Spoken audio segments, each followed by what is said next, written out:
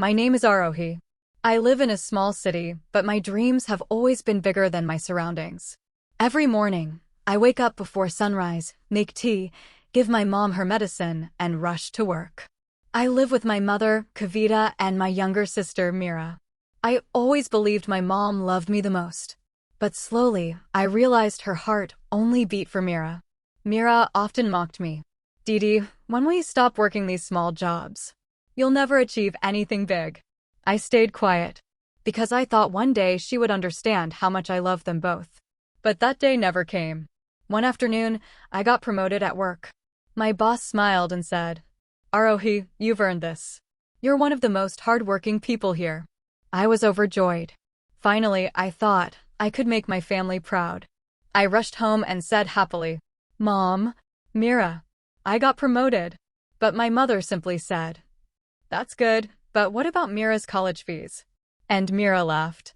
"Promotion? Your salary is still small, Didi." Their words cut deeper than I expected. But I smiled anyway and said softly, "It's okay. I'll work even harder." Little did I know, the people I loved the most were about to destroy me completely. That night, I heard faint whispers coming from my mother and Mira's room. The door was slightly open, and what I heard froze me completely. "Mira, Mom, Aarohi's getting all the attention. Everyone praises her. I can't stand it. Kavita, then do something. As long as she earns for us, we need her. But if she loses her job, everything will be in our hands again."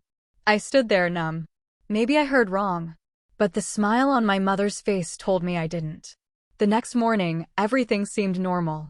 Mira came to me sweetly. "Didi, can I use your laptop for a while? I need to fill out some college forms." Without a second thought, I handed it to her. I didn't know that same laptop would destroy my entire career. A few days later, I was called into the HR office. They placed fake documents in front of me.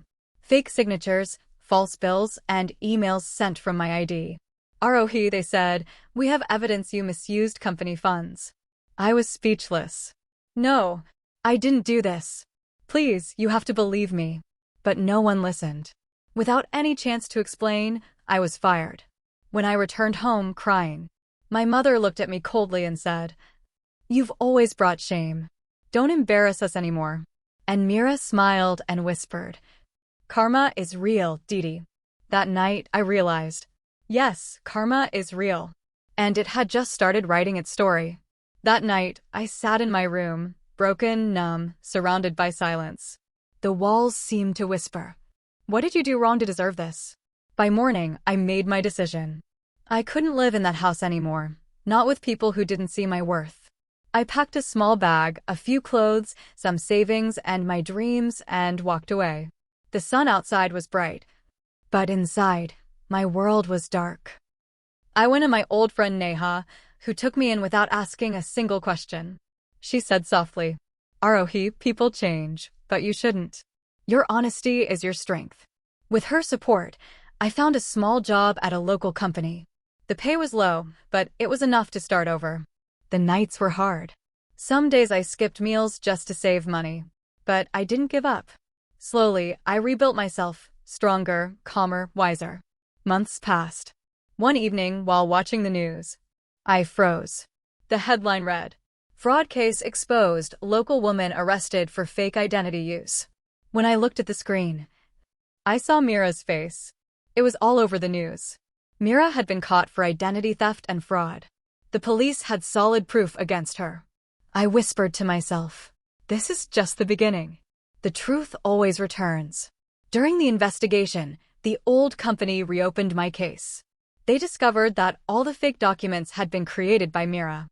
I was completely innocent. The police arrested her in front of everyone. My mother stood in silence, her face pale with shock. I watched from a distance, calm, quiet, free of anger. For the first time, they felt the pain I had carried. Neha held my hand and said, "Aarohi, you proved that truth never needs noise, only time." When Mira and Kavita looked at me, their eyes were filled with guilt. But I just smiled faintly and said, "Karma doesn't make mistakes. It only waits for the right moment." My heart was heavy but peaceful. In court, Mira stood trembling. her voice lost beneath the weight of truth. Kavita tried to speak. Aarohi. I didn't know. I looked at her silently. There was nothing left to say. When the judge announced Mira's sentence, I didn't feel happy, I felt free. It wasn't revenge. It was justice. As I walked out of the courtroom, I took a deep breath. It felt like my first breath of freedom. I rented a small apartment, started my own business, and built a life full of peace and self-respect. Every night, when I sit by the window, I look back at everything I survived. The betrayal, the pain, the silence. And I smile. Because I didn't lose. I found myself. And that is the greatest victory of all.